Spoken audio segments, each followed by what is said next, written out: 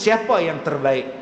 Yang terbaik ialah orang yang membawa kebaikan pada orang lain, dan dia takkan membawa kejahatan pada orang lain. Simpan dalam hati kita, aku nak jadi terbaik. Tak ada ustaz macam ni ustaz.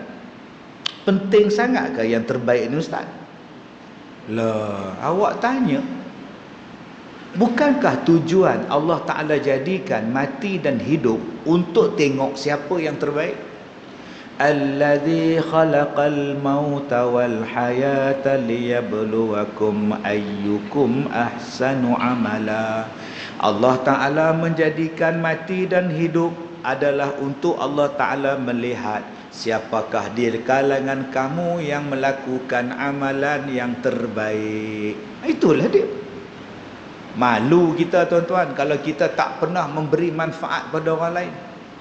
Sepanjang kita duduk di Masjid Al-Akram ni, apa sumbangan kita? Apa kebaikan yang pernah kita buat? Kebaikan atau kejahatan? Ada orang yang tak pernah buat baik, buat jahat saja, tapi buat jahat tu sembunyi. Masuk dalam tandas, bawa marker pen, kemudian conteng. Bukan kata nak repair pintu tandas, conteng lagi ada. Tulis situ pula, Ustaz Kazim bodoh. Saya pula masuklah tandas tu. Saya, katakan aku, kamulah bodoh. Saya pun jahat, conteng. Masuk tu imam pula, dua-dua bodoh. Kata, sudah tuan-tuan, dah 3 bodoh dah di situ. Cubalah jadi orang yang memberi kebaikan, jangan buat jahat. Kenapa Ustaz?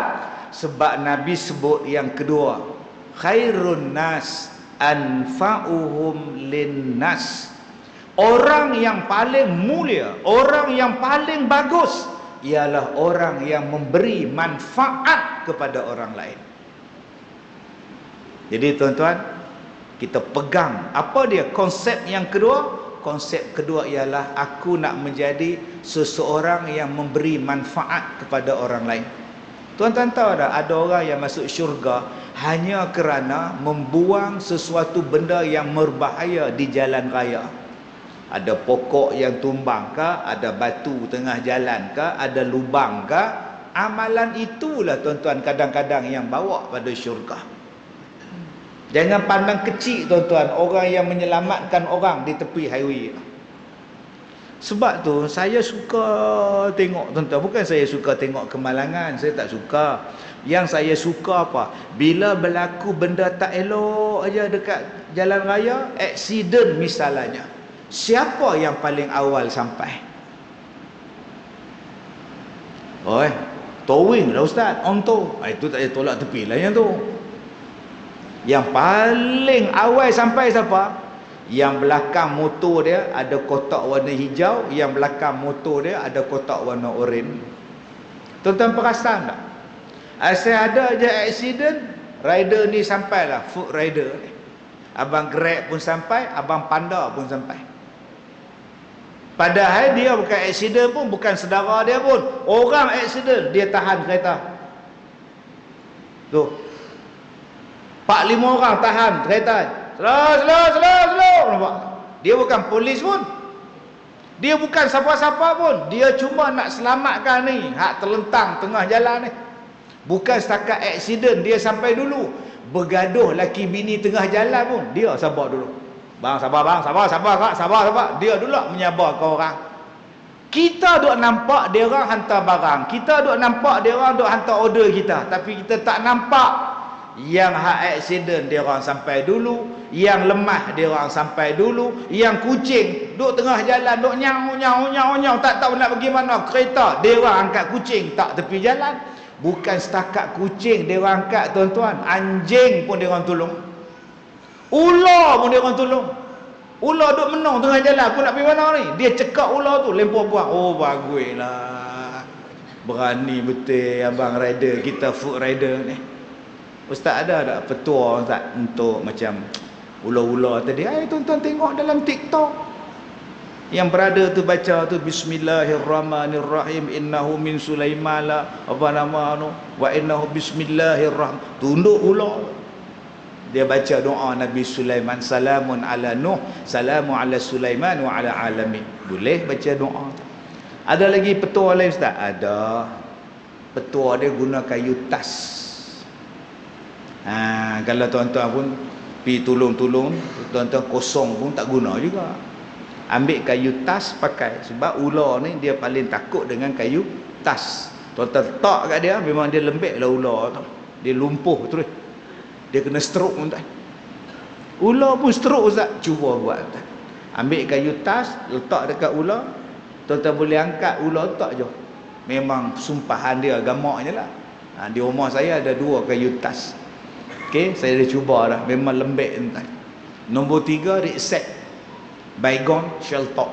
Tuan-tuan sembuh ya, dia pening Ustaz.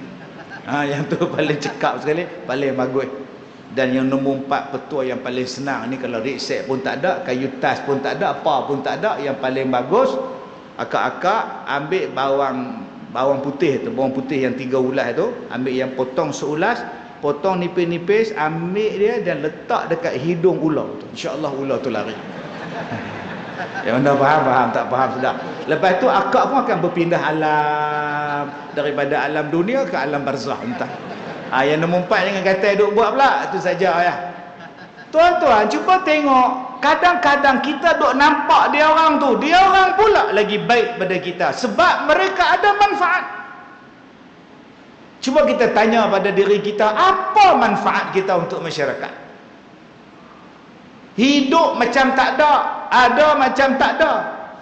Mati ke hidup kamu ni? Langsung tak ada faedah.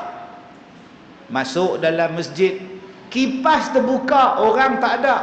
Bang, tolonglah tutup bang. Bukan kerja saya. Aduh, saya nak kena switch off pula. Itu siap lah. Oh, tak ada faedah betul.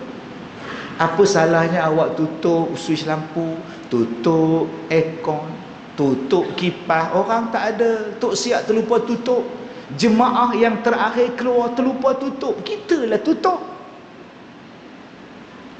Kadang-kadang tok siap kita rajin terlampau. Terlalu cepat nak tutup pintu, tutup tingkap, tutup kipas. Saya nak pergi ceramah satu tempat. Datang semayang satu masjid, semayang isyak. Ceramahnya lepas isyak di Padang. Saya masuk, orang dah habis semayang isyak.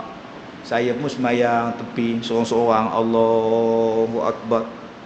Sedang semayang tu tuan-tuan, tak tahu tok siap ke siapa ke, sambil dia tutup lampu tu, kotak switch yang besar tutup, dia sound dia tau, sembahyang cepat sikit, nak tutup ni, sembahyang cepat sikit, sembahyang cepat sikit, sembahyang cepat sikit. Nasib baik saya tak anggut tuan-tuan. Alright. Allah, society dah tuan-tuan, dia terlebih cepat nak tutup, nak balik tengok TV ke mak entah ni.